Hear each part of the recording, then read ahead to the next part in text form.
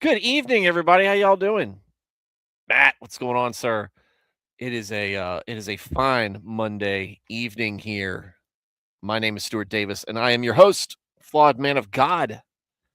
And welcome back. Welcome back from a nice, pretty relaxing weekend, and hoping to start on a new week, a good week, and read a bunch of Daniel. Maybe even move through the whole chapter, or for the rest of the chapter here. And just glad to have you here. Welcome to my corner of the YouTube, where I have set this up as a nice place for us to gather as Christians, as people of faith, and just discuss what we believe in. And we're right in the middle of a project that has been going on for several years now, where we're reading through the Bible, a couple of chapters a night, in order from Genesis to Revelation. And as we're reading through it, giving thoughts, opinions, and I say we because it's not just me. I'm the one you're hearing, I'm the one you're seeing on the channel, but you have the opportunity to be being part of the chat. And that's something that I want to encourage from any of you guys. If you've got something to say, speak up. This chat, this show, this channel is not just for folks who are, well versed and well established in their faith. This is for folks who are smarter than me and, and much more grounded, maybe in their faith than I am, and people who are just dipping their toes in to see what Christianity is all about. They want to learn some more. That's great. It doesn't matter where you fall in there. You are welcome here. This is a nice, informal, relaxed stream that you can consider very similar to a Wednesday night study group or Sunday school. And we'd love to hear your input on things. This is not a denominationally specific stream channel, but we don't enforce like ecumenism where you have to accept whatever somebody else is saying. No, this is a place where we can share where we're coming from. I know that there's folks of different traditions, doctrines, and denominations here, and it's good sometimes to get perspective. But this is not a place where that's really set up for debate, but it's also not set up for like, oh, we have to accept everybody. But just it is a place where we are trying to understand that we are brothers and sisters in the faith, and we're here to encourage each other to grow in that. And that's what this place is. To sum it all up. And if you've got questions, feel free to ask them. I can't promise to have an answer for you. I'm going to be very upfront. I'm not a professional. I'm not a pastor, biblical scholar. I'm not somebody who's been to seminary. So I'm not going to promise. I'm not going to pretend to have all the answers for you. But we can at least talk about your question. Maybe somebody in the chat will have an answer for you. Or what we hopefully can do is point you in the right direction. And as always, this is not the stream is not a substitute for going to church, right? Like I said, this is not my occupation. This is not my profession. It is very important for you guys to find a church and be going to it, or at least be on the lookout for one that you can get involved in and connect and have real, true fellowship with others in the faith in person.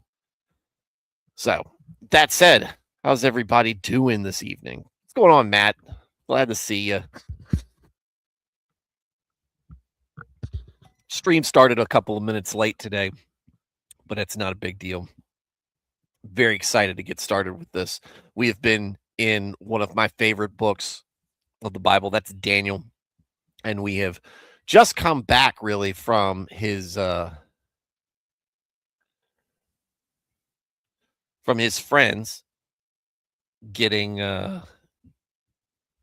thrown into the fire and saved by what many people consider none other than Jesus Christ himself, chilling in the fire with them, and they come out not only unburned, but not even smelling of smoke. And the words from the king who ordered them thrown in there was that it appeared that he counted 4 people, and the 4th person appeared to be like the son of a god. Now he says a god because Nebuchadnezzar was, at least at the time, pagan, so he did not understand the idea that there is one God. But this was the best way for him to describe it. So now we're going to get more into Daniel's story proper tonight, and we're going to get a big part. We're going to get a big part of Daniel's story that most of us are very familiar with. Matt Felty said, just listen to our brother Stephen Furtick while getting groceries weekend replay. I know you're not too fond of his presentation, but God, as he would say. Yeah. Yeah, not a big fan of him. And it to me, Matt, it's a lot of it comes down to, your presentation as well. Like, how do you represent God when you're talking about him? It's easy for somebody without, or who has especially the background and the teaching that he has, to say the words. And certainly he wouldn't be he wouldn't be the first person in this line. I doubt how genuine he is in his message. And I think that is I think that there is a manufactured side of that. Now, there is a guy, he was on this show. His name's Michael Moore. He goes on social media as Honest Youth Pastor. He came onto the show and did a great interview with us. He did a thing called The Making of a Pastor, and he's done some good ones with Furtick. He's done Andy Stanley. He's done Joel Osteen. So, it's it's good to see the background in it. Message was he doubts all the time. Yeah. No, I mean, and that's, again, like I said, it's not always the message. Message can be. I heard another person say that he was led to Christ by somebody who was not a very good, what he would say was a good Christian, right? That just because somebody else is messed up in how genuine they are or their message or whatever does not necessarily mean that they always lead everybody astray. People can be brought in because, like you said, but God is more powerful than that. And I've said this before, if you are truly a person who seeks righteousness, you will discern things and move from A to B. You discover it, and you maybe somebody's giving a message that's off or representing things poorly, but if you are, discerning, and you're able to uh, you know dig into things yourself, you will find where you need to pivot at. But I just don't like that they're out there now. Hey, we have been witnessing on in circles, I guess, that me and a lot of you guys in the chat follow, in folks that have been online representatives of, or online representing their, oh, what is it? A Lego. Oof. Wife just stepped on a Lego. The peacetime childhood landmines of the domestic of the domestic variety. Try some guys that we have seen who travel in circles that we follow. We've been seeing Melanie Mack in the Quartering, and that kind of what's been going on with that channel, and the fact that they like to keep God. Well, Hambly seems to keep God at arm's length, right? but, and Melanie wraps her entire identity around it, but neither, I think, do a very good job representing it. Quartering's, representation as somebody who's going to church and everything is full of things that he says there are terrible that you would never want to hear from somebody who's a representing a Christian and how they behave, which is unapologetically uh, gross and you know, what's the word? Womanizing and just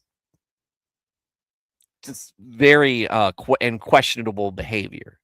And again, it comes with this, hey, none of us are perfect, but if you're going to claim this, and if you are going to say, "Hey, I'm a part of this community. I'm a part of this faith," it also comes with acknowledging what you're doing that's wrong, or what you're doing that's wrong and you're struggling with. I have to get better at this. And there is no sense of humility there. And it's not unique to him. It's a something that is lacking in many people on social media, on YouTube, in spheres where in the Christian social media sphere, and people more serious than him have fallen victim to this lack of humility and this inability to admit that they are weak at something. I'm trying to remember the guy's name. He's a Catholic influencer, deep voice, and he got caught several months ago, um, in a doing some things that are sexually inappropriate, and he stepped back and he didn't really admit a whole lot, and he had to get confronted with it in front of a bunch of people, and now he's still trying to make his way back, and it's just like, stop. Okay, if you're not coming back with a, hey, I'm seeking redemption sort of approach, then you're not ready to come back. And that's one of the things that I try to keep with this channel is, and that's why I started it with the name of Flawed Man of God, because I want people to know from the get-go. One, I'm not an expert on things. And I try to make that clear on everything. I have been a Christian for a long time. That comes with a lot of experience. It's a lot of sermons that I've listened to. That comes from a lot of questions that I've asked. That's come from a lot of prayer that I've prayers that I've made.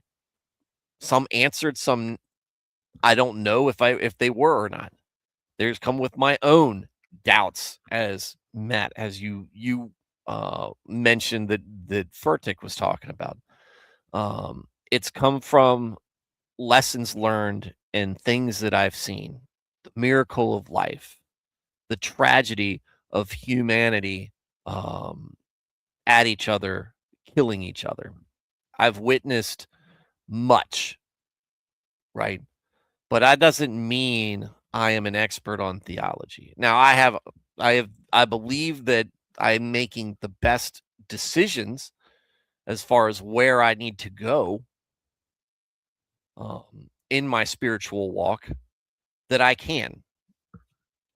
But I will often defer to other people's expertise if I feel like they understand or grasp something better than I do. And what I wanted to create, and one of the things that I hated when I first started this channel and I first started reaching out in Christian Twitter and other spaces like this, was seeing what I've called before the circular firing squad that we have when we have interdenominational uh, brawls, right?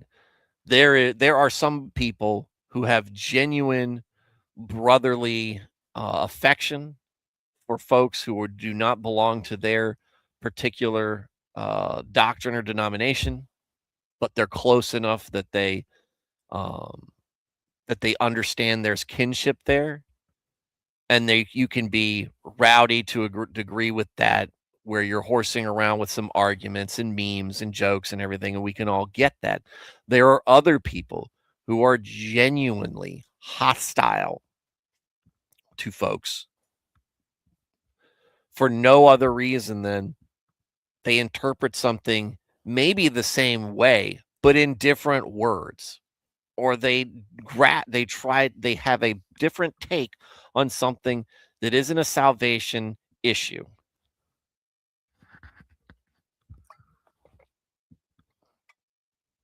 There are some places where we have splits that warrant serious argument, right? Because somebody's right on, and they're right in a big way, and somebody's wrong in a big way. But we have to try to understand that people are rationally coming to conclusions with a genuine desire to be obedient to God and serve Him faithfully. And some folks just cannot accept it, and it upsets me to see that going on. That upsets me, and people who use Christianity as a grift um, upset me. So when I get the impression that somebody is using the faith for grift, I get my I get my um I get up in arms about it. And look, I'm not perfect at this. I'm never gonna claim to it. Not only am I not the most knowledgeable person, not only am I under do I understand that I'm probably wrong in places that I think I'm right, um, but also I'm overly hostile at times. I am sarcastic and biting in some of my rebukes where I don't need to be or I shouldn't be. And I constantly catch myself doing that. And I'm like, I want to be better. I need to be better at this. I need to try hard. And I've made some improvements, but I still slip up often. And that's just one of my vices, right? So I'm again, the idea that you are gonna when I see people come on and either oversell things on faith because of a grift or poorly sell things because they say, well, I'm a Christian, that's the shirt I'm wearing, so obviously I believe in all the things, even though the next thing coming out of their mouth is something that they're like, no, that's not what you should be doing at all. And not only should you not be doing it, you definitely shouldn't be talking about it and broadcasting it as if it's okay. So, like I said, a big problem. One of this pastor was one of the reasons it was a big reason why I left that church was uh, uh, a sermon where he's like, "Oh no, you shouldn't have shame. You absolutely should have shame. Shame is a motivating factor in not wanting to disappoint God and to clean up your act and do better and not be where you were wherever you feel shameful about the things that you did. You should feel shame about them. God will forgive you, and you need to have grace, not just on yourself, but on others. But there should be a shame or a sense of shame that you did wrong." What's going on, Veritax? Glad to see that you took back took back your took back your Google account. Matt set me off on a tangent, tell you, because he mentioned he was listening to Stephen Furtick. Now, no, Matt, you'll notice I was like, you need to. At no point did I say you need to stop listening to him. Um, I didn't say that, but that's where I get that's where I bristle. That's the word I've been working with. I bristle at this, because I never want to feel like, um, I hate feeling like the faith is under attack. Oh, jeez, and I even just did the meme, right? The faith is under attack. No, I hate feeling like people are taking advantage of something. And that's what and that goes back to the another part of the genesis of this channel, right? Because, we saw I was seeing Nick make do great in streaming. This I mean, before the bottom fell out on him and he messed up. But seeing him doing great and be like, man, he's doing all this by being himself, right? And that should be great. And that should be something I should be able to do. And maybe I'll and that would be a good play. Maybe make some side money on it. But I don't have anything. I'm, not being a lawyer or having um a a career with of a topic that many people are really interested in, or really a hobby that I could excel in knowledge in or sell really well. I just didn't have anything to talk about. But but what it did open up was an opportunity for me to improve something that I'd always thought I'd been weak in my walk with Christ, is discipleship, because it's difficult for me, or it was difficult for me at the time, to talk to people about God and be a disciple, right? As somebody has been a Christian as long as I have, um, to be able to comfortably talk to somebody and be like, "Hey, have you accepted Jesus Christ as your Lord and Savior?" Now, I still don't cold call people like that when I walk up to them, but it is more comfortable. I do feel more comfortable now talking to somebody when the matter of faith gets brought up, and I always wanted to be able to do that, but I didn't know how to. And then that's when I realized, it's like, oh, well, I could do that. I could just put it out there. But I knew at the beginning, I was like, if I do this, this has to be not for profit at all. There can not be a money side of it. The good news was that was an easy, for me at least, that was an easy thing to be comfortable with. And I have benefited from this channel, from you guys coming in and the way that y'all have supported the stream, from people like Nico who have who went from not believing to believing, and being able to say that, who've told me I had a part in that, from people like Emmanuel Osorio, who said, "You helped me improve. I've had faith, but you helped me with what you're providing be better and improve myself." I got to say I was a part of that. That is, like I said, this is part of my spiritual walk that always struggled with. And now I get to help with that. I get to be a part of that. And not only that, you guys have helped me as well. This is some place I get to dive into the faith many nights out of the week in a way that I wouldn't normally.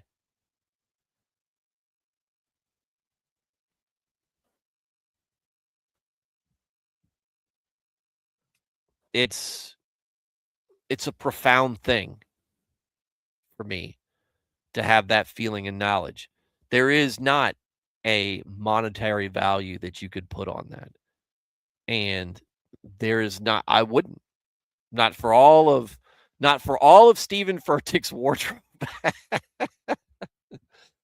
would I not only I mean, also, why does he wear what he wears? Even, I mean, as expensive as it is, still I wouldn't pay. Oh, you couldn't pay me to wear that. Well, I mean, yeah, you probably could pay. Now you could pay me to wear that stuff, but I certainly wouldn't be paying somebody for that. But digressing, and this is turning into a appreciation stream. Um, there's more to life and this is for folks of you who have really who really maybe understand life better than a lot of other folks out there just chasing dollars. There are things out there in life, people out there in life that are more valuable than dollar signs, than your bank account. And that is every single soul out there that is savable. Every single soul out there that might listen. And that is such a precious thing that you never want to jeopardize that from your own uh your own scandal, I guess, or your own mishandling. Now, and look, again, I've had interactions with people that I've been very sarcastic and very forceful in my rebuke, but I didn't lie. Maybe they didn't like what I said. And they certainly didn't like how I said it. But it was as truthful as I could be. That doesn't mean that I don't need to improve on it. But you are not going to see me say, "Oh, you're doing this. You can't do that." And talk down to somebody when I've got my own problems. I will say, "That's sinful. Shouldn't promote that. It's wrong." It doesn't make me better than you. None of this makes any of us better than each other.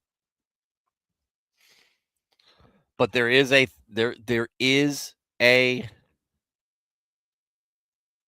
standard that is set.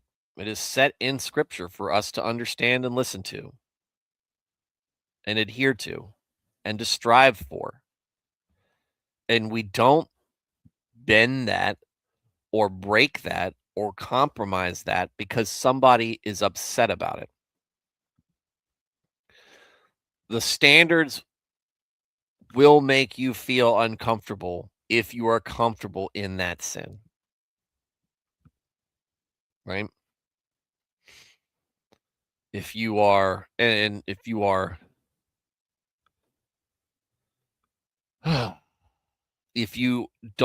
think that the faith isn't that serious of a thing and you prioritize things over God, it is hard to be told, well, you can't do that. God is the most important thing.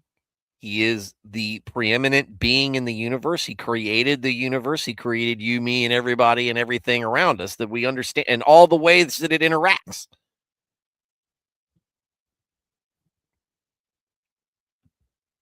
It's hard to accept that and be told that and say, "Hey, you need to stop prioritizing other things over God." Right? You need to make church a priority. You need to make prayer a priority. And you're not going to get it 100%, but that needs to be your goal, is to prioritize God the best you can, to prioritize prayer and living and repentance and all the things that come along with being a Christian. That's stuff that you have to prioritize. Same thing with folks who are comfortable in sexual sin, with pornography, with all that stuff, and being told that's wrong. You can't do that. You shouldn't be doing that. And that's not to say that you're not still going to struggle with things. You can't be a Christian and still struggle with it. But to say, well, I'm not comfortable with you saying that's wrong, so I'm not going to accept that it's wrong. It's still wrong, okay? That's the frustrating part for a lot of us out there, is the unwillingness to admit that there is something that's being done that's wrong, right? And worst part of, or one of the other bad sides on it, is when you're doing it in secret. It's a lot of us have secret sin, right?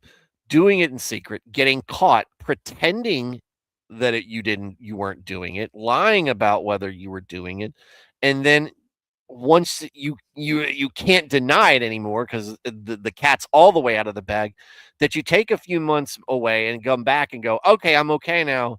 Let me do the same. Let me get back to doing what I was doing. No, no, no, no. You have betrayed the trust of people, and that's time to go back and take a seat and take a big piece of humble pie. I have seen the only person I've seen in recent memory who's made a really good um a really good sounding apology about it is the guy from Newsboys, right? And if you take his attitude there that he displays, and he's living that to be as if it's true,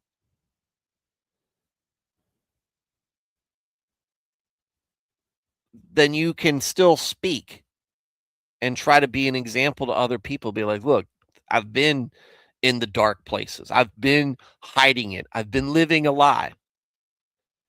And like many lies, it's just a matter of time before they become uncovered. And now I'm in the rehabilitation phase of that. I'm with you guys. I'm encouraging you to go along. You're not leading them. You're empathizing with them. You're encouraging them. You're giving them what advice you can from your own experience. But you should not be leading. And that is too hard of a pill to swallow for a lot of these folks who are addicted, I think, to the adoration.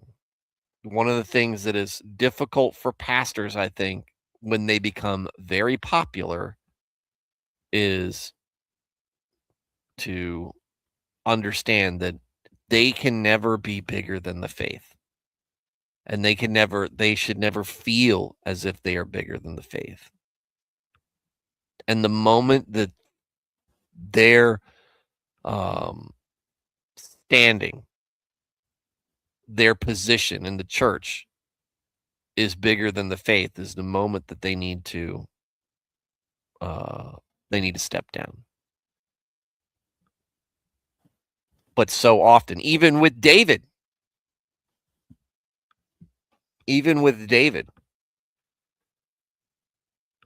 there was a time where he felt, and he was tempted with being bigger than the faith, and he faltered, and he lived that lie. David and Bathsheba, right? There was a time where he lost, I guess, lost his bearing with the senses, and he learned a very painful lesson both times.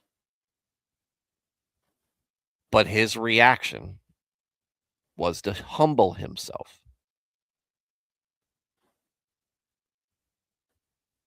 Whereas with other folks, and many folks that we see today, there is not that. I mean, even with Donald Trump's mistake. Or Pete Hegseth, man, imagine being that embarrassed. Man has a Crusader cross on tattoo, and the man quotes his favorite Bible verse from Pulp Fiction. Sir, stop. Be serious. This lack of seriousness is driving me nuts. So, all right, maybe we'll just do one chapter tonight because chapter 6 is a big deal. But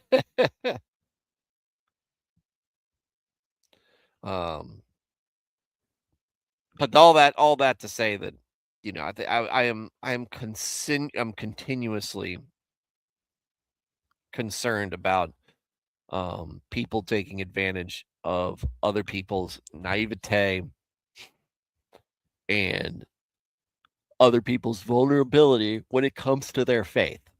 and they look to folks for, uh, as authority. And it's not just the evangelicals, it's not just Stephen Furtick's. There are people, I mean, even the Pope, you know, God doesn't listen to the prayers of people who wage war. Now I know that that's not true. Um, there is plenty of biblical evidence that that's not true. There is plenty of real world or modern day evidence of that as well. It runs the gamut.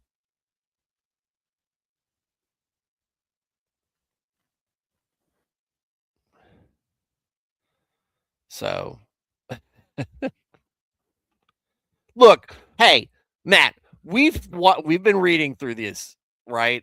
There are some hard-hitting um scriptures that work, right? That are on that same level.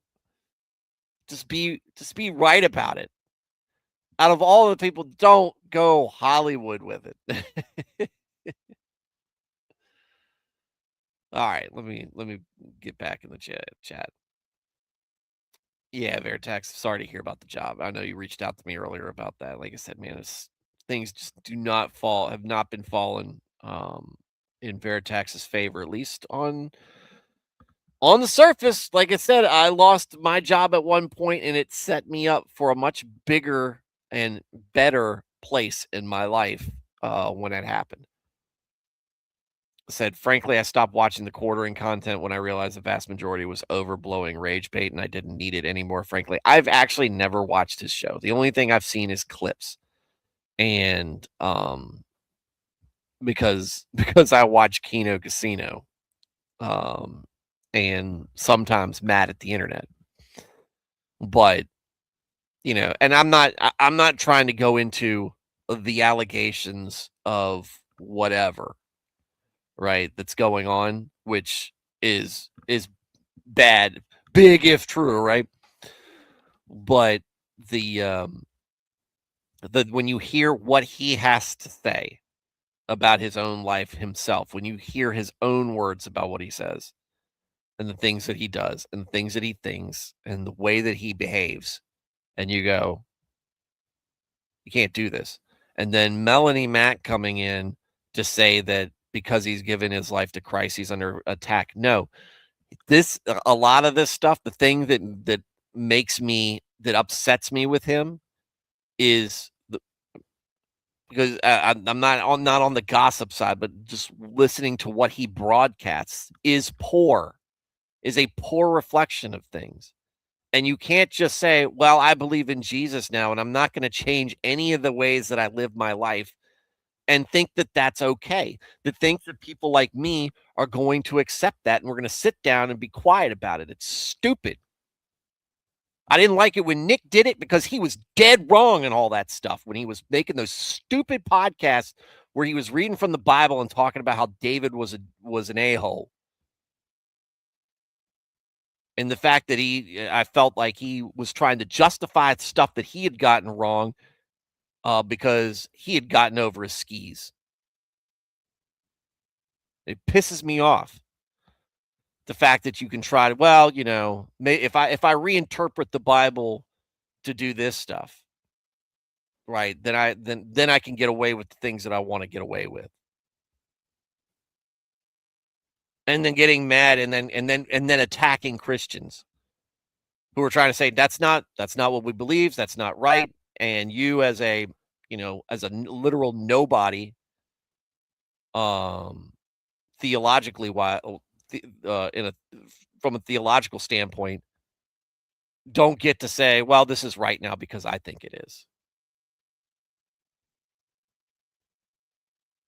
And I'm saved no matter what because I was baptized. There's a lot to pick out of that, right? And that's a guy I know and care about, right? But with him, it's awful. With Hambly, it's not, it's a poor reflection. And Melanie Mac just seems like it's, I don't know. Like I said, it's a lot of hypocritical takes. Rules for thee, not for me, because certainly she doesn't live a life of modesty, and she doesn't seem to have a very good grasp on her faith either. Um, which is a shame, because these folks have a platform where they can promote that. But it's like once you get up there and you start smelling yourself, it feels like you're just, you know, now I can say whatever now it doesn't matter what I believe, it's right.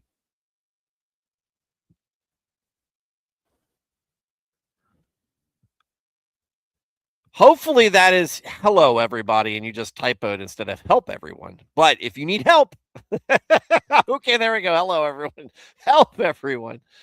What's going on, Jenny? Yeah, anyway, so I never watched it. I'd seen times where they, collaborated and, did, they were on panel shows, but I've never watched his stuff. Other thing, Al Mohler's statement about it being past time for the SDBC to set the record straight on the office of pastor. Well, yeah. And Al Mohler's right there, and people don't like to hear that. It's a very uncomfortable thing. And folks have tried to switch. Look, crap, who was it? It was Daily Caller, I think, had a thing where they had a lady pastor who was saying that we need a third testament because the Bible as it stands right now is just too problematic. Can we stop? If you have a problem with scripture, you have a problem with yourself. The problem is you. You need to improve. You need to change. You need to do better. You need to reevaluate. If it's problematic, it means that something is wrong with you. And trust me, I've seen people not be able to accept it. I know people who have not been able to accept it and walked away. What a dumb reason. I can't get my way out of faith.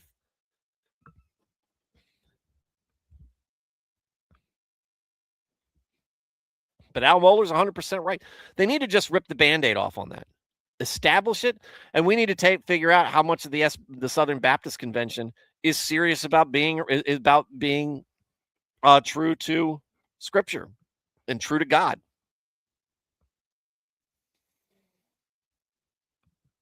Vertex, I'm waiting for them to set the record straight. The pastors are not the only ones who preach, share the gospel, or may teach to one another. Pastor shepherding is not only a lecture from the pulpit. All right, so, and this was a discussion I got into when I had a meeting with pastors when we were trying to figure out female deacons, and they said deacon. The argument from the pastor was deacon is servant, and I said, servant leader. The elders have delegated a task to me as a deacon. If I go to the congregation as a deacon with a task, running a ministry, what are they looking to me as? A leader. And they all agreed to that. Yeah, they would look at you as a leader. But you're still under other leaders. Well, I guess, yeah, they're all their God too. So I guess we're all leaders. We're none of us are leaders then. But that's the thing. When you are in a position where people just naturally assume you're in charge, guess what? You are the leader. You are leading, and when you talk, you are teaching and preaching. Now, I do draw the line when you are sharing your own testimony. That is not preaching to me. That is you were talking about your own life and how God has done something for you.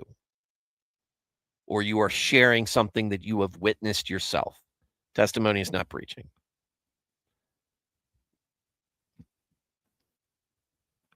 But when you get up on that pulpit, only if you're not testifying, guess what? You're preaching. And you have to be very you got to be very careful with that testimony too, that you don't slip into preaching because it's easy to do. I do it all the time.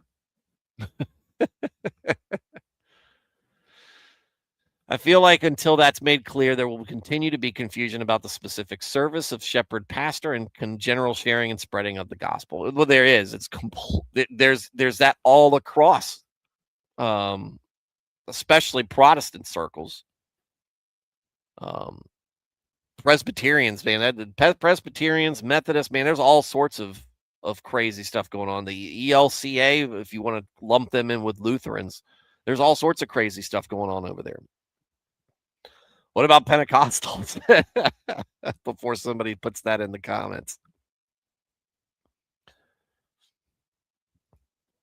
Veritech said, by the way, thought the sharing of the Trump AI Jesus healer pick was odd. Odder still all the heathens trying to defend Jesus like they actually do care. Well, it's easy to talk about. Or it's a good place. It's a good place to slam somebody. There are people out there, and I hate that look to find somebody who is weaker or in a worse, more vulnerable position from them, so that they can talk down to that person or down about that person. They can attack them. They're like, look how bad that person is. I see it and I'm like, that's a big mistake. Stop embarrassing us, Trump. Can somebody wrangle him in? But Paula White is ruining that.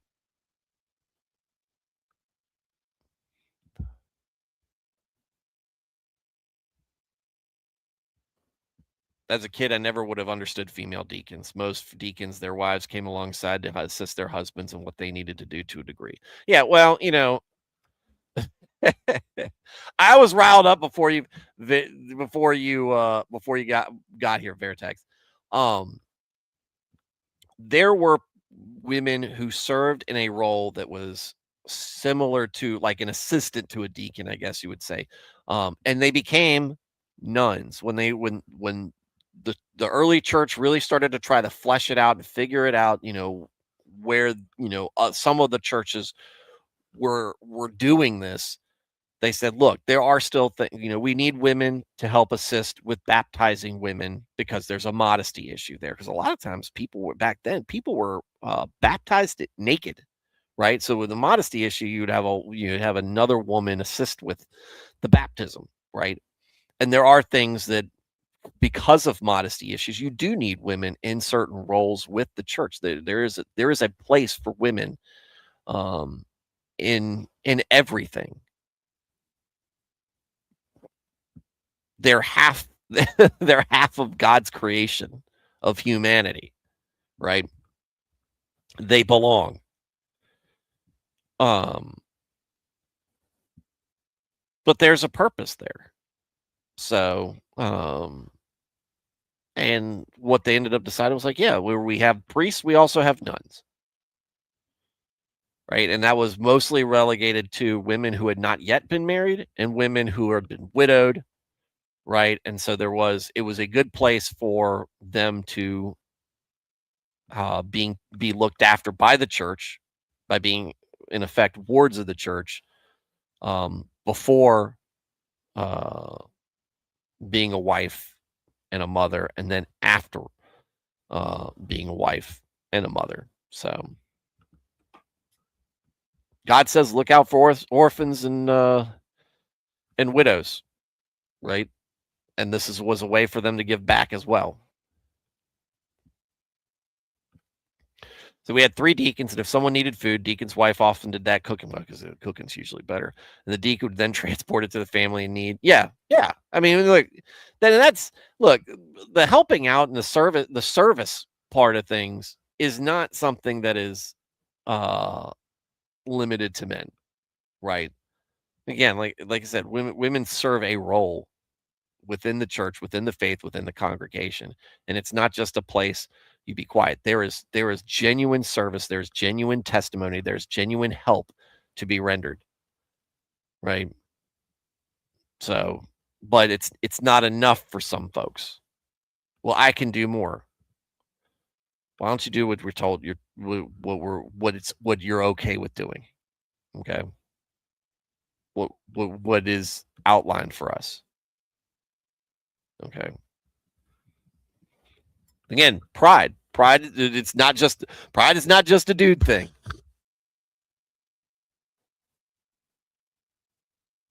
So, all right. Well, we're almost at the end of the stream. Almost at an hour. So we'll do chapter 5 tonight because chapter 6 is the big deal, right? The big one, and we'll go from there. So let's go ahead and get in started and read Daniel 5. Belshazzar's feast. Belshazzar the king, who was a descendant of Nebuchadnezzar, gave a great feast for 1,000 of his nobles, and he was drinking his wine in the presence of the 1,000 guests. Belshazzar, as he tasted the wine, gave a command to bring in the gold and silver vessels which his father, Nebuchadnezzar, had taken out of the temple which was in Jerusalem, so that the king and his nobles, his wives, and his concubines might drink from them. Then they brought in the gold and silver vessels that had been taken out of the temple, the house of God, which was in Jerusalem, and the king and his nobles, his wives, and his concubines drank from them. They drank the wine and praised the gods of gold and silver, of bronze, iron, wood, and stone. Oof. Big mistake. Suddenly, the fingers of a man's hand appeared and began writing opposite the lampstand on a well-lit area of the plaster of the wall of the king's palace. And the king saw the part of the hand that did the writing. Then the king's face grew pale, and his thoughts alarmed him. The joints and muscles of his hips and back weakened, and his knees began knocking together. Yeah. Yeah, me too. The king called aloud to bring in the enchanters, magi, the Chaldeans who were master astrologers, and the diviners. The king said to the wise men of Babylon, whoever can read this writing and explain its interpretation to me shall be clothed with purple and have a chain of gold put around his neck and have authority as the third ruler in the kingdom. Then all the king's wise men came in, but they could not read the writing or reveal to the king its interpretation. Then King Belshazzar was greatly perplexed. His face became even paler, and his nobles were bewildered and alarmed. Yeah, nobody likes seeing something very traumatic and big and what do you call it? Uh,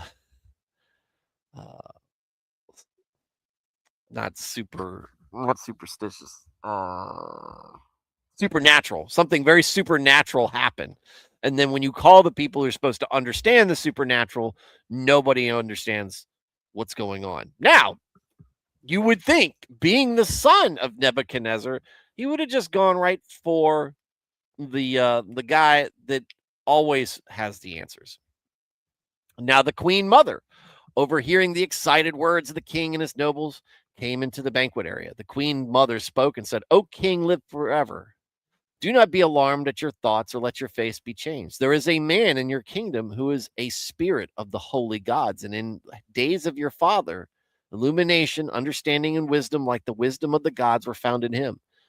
And King Nebuchadnezzar, your father the king, appointed him chief of the magicians, enchanters, Chaldeans, and diviners. It was because an extraordinary spirit, knowledge, and insight, the ability to interpret dreams, clarify riddles, and solve complex problems were found in this Daniel, who the king named Belteshazzar.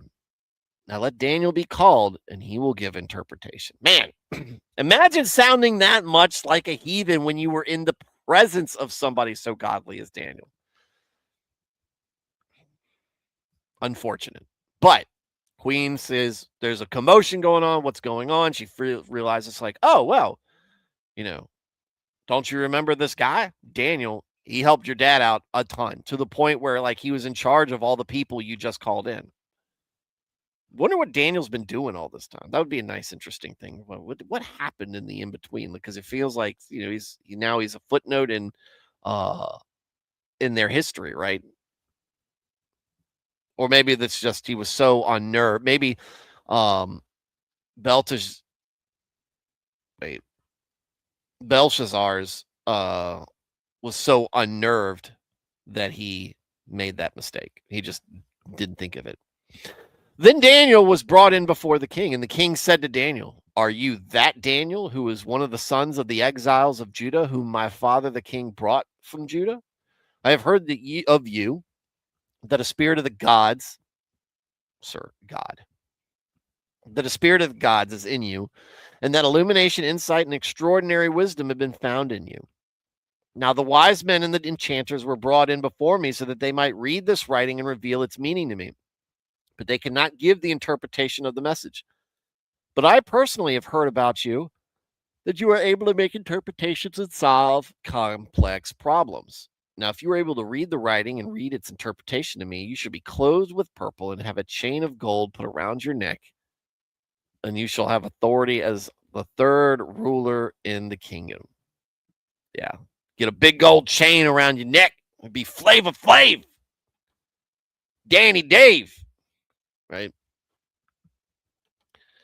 Then Daniel answered and said before the king, "Keep your gifts for yourself and give your rewards to someone else. However, I will read the writing to the king and reveal the interpretation to him. O king, the Most High God gave Nebuchadnezzar your father a kingdom and greatness and glory and majesty. And because of the greatness that he gave him, all the peoples, nations, and speakers of every language, hang on,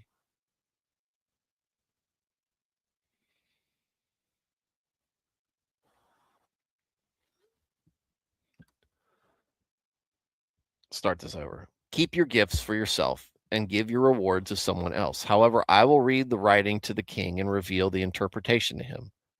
O king, the Most High God gave Nebuchadnezzar, your father, a kingdom and greatness and glory and majesty. And because of that greatness that he gave him, all the peoples, nations, and speakers of every language trembled and feared him. Whomever he wished, he killed, and whomever he wished, he kept alive. Whomever he wished, he promoted, and whomever he wished, he humbled. But when his heart was lifted up and his spirit became so proud that he behaved arrogantly, he was deposed from his royal throne, and his glory was taken away from him. He was also driven from mankind, and his mind was made like that of an animal, and his dwelling place was with the wild donkeys. He was given grass to eat like cattle, and his body was wet with the dew of heaven until he came to know without any doubt that the Most High God rules over the kingdom of mankind, and he appoints it to whomever he wills. And you, his son, O Belshazzar, have not humbled your mind, even though you knew all this, and you have exalted yourself against the Lord of heaven, and the vessels of his house have been brought before you, and you and your nobles, your wives, and your concubines have been drinking wine from them, and you have praised the gods of silver and gold, of bronze, iron, wood, and stone, which do not see or hear or understand. But the God who holds in his hand your breath of life and your ways, you have not honored and glorified, but have dishonored and defiled. Then the hand was sent from the presence of the Most High God, and this inscription was written. This is the inscription that was written: Mene, Mene, Tekel, Upharsin, numbered, weighed, and divided. This is the interpretation of the message. Mene, God has numbered the days of your kingdom and put an end to it. Tekel, you have been weighed on the scales of righteousness and found deficient. Perez, your kingdom has been divided and given over to me, the Medes and Persians. Matt, you were looking for a verse that goes hard. This is a great one. God has numbered the days of your kingdom and put an end to it. You have been weighed on the scales of righteousness and found deficient. That is one, especially when you're going to mess with another nation to go in. But again, you better be right when you're invoking God's name. You better be sure that what you're doing is his will. Anyway, then Belshazzar. So your kingdom is then divided and given over to the Medes and Persians. Then Belshazzar gave the command, and Daniel was clothed with purple, and a chain of gold was put around his neck. Clearly asked for this not to happen. And a proclamation concerning him was issued, declaring that he now had authority as the third ruler of the kingdom. During that same night, Belshazzar, the last Chaldean king, was slain by the troops of the invading army. So Darius the Mede received the kingdom. He was about the age of 62. Man, imagine, like, it's like the inability for people to listen was so frustrating at times. And he clearly says, please give these things to other things. And then he tells him, he goes, your dad, right? I helped him. And this stuff happened. And you saw this. And you chose to ignore it because and what were we, golly, what were we talking about? The first half of this was the back of pride and the lack of humility and what I say must be right because it's what I want to do. And what do we see with what we're reading with tonight? Lo and behold, there it is. It's what Belshazzar was doing. He had completely ignored God. He had been given into himself. He was taking with his own pride. Even his mom, the queen mother, was talking about, oh, the gods, the gods, the gods. There are no gods. There is God. Right? To the point where he couldn't understand that Daniel, this pious man, that he should have understood because he should have seen him as a child. This pious man who titles and riches do not matter to him, told him, he's like, look, I don't need this. I don't need all the stuff. I'm just going to interpret this for you because God sent it to you. So it needs to be read. And I will do it because I can do it. Great. That's where we're at now. So your doom is upon you. And what did he do? He gave him all the stuff. And that night he died. And now Darius is in charge. And now the stage is set for the big part of Daniel.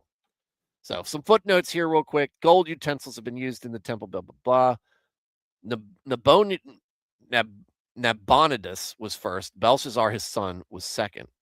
In light of what Daniel says at verse 25, it's hard to escape the conclusion that for some reason the letters that were unreadable to the wise men. Ancient rabbis speculated that the words were written in some kind of code that had to be deciphered. Among the suggestions were reversing the order of the letters in an elaborate puzzle in which the letters of each of the word were separated and spread out to form three senseless words, MMTUS, and yes, all. What else? The words are ordinary Aramaic from that time, so some commentators have speculated that the wise men recognized them but just could not put them into orderly sentences. Yet here, Daniel seems to clearly read the words simply by pronouncing them in Aramaic. The Persian army had been outside the walls of Babylon for some time, but waited until this time of national feasting before invading. Some scholars believe Darius may be a title rather than a proper name, and in this context refers to either to Cyrus the Great, king of Persia, who conquered Babylon, or more likely to Gaburu, Cyrus's commander, who led the nighttime attack on the city and was appointed governor of the Babylonian territories. Ooh, all right. Tomorrow, remind me, Veritax, and we'll start with the fall of Babylon. All right. So that's our story tonight. I got to go tuck my son in, but before that, I'm going to thank each and every one of you for being here. Veritax, Jenny, Matt Felty. I think that's all the folks in the chat. But hey, thanks for sending me on tangents. It's always great to have you guys here and to hear what you guys have to say and y'all's opinion on things. Great. I love you guys. And again, all of y'all are a blessing to me. And I hope you guys realize that. If nothing else, understand it. You mean something to me. And that you mean even more than that, you mean something to God. More than just me, but then someone much greater than me, being infinitely greater than me, thinks that you matter. So smash that like button, says Veritex. Yes, don't forget to smash the like button. Talk to people about this. It's the tangents that make this a creative work and not just a literal reading only. Yeah. Well, like I said, we got to go off on that kind of stuff. So, all right, you guys are fantastic. That's my chat. I love my chat. And I also love you guys who are just not in the chat, but you're listening. I also want you to know I encourage you. I want to hear from you. Please do so. But I understand if maybe you don't want to or can't. And everybody who's catching this on replay, thank you for watching. I'm sorry I missed you, and I hope to catch you live sometime soon. Hope to be streaming here tomorrow night. But in the meantime, you guys have a good night and God bless.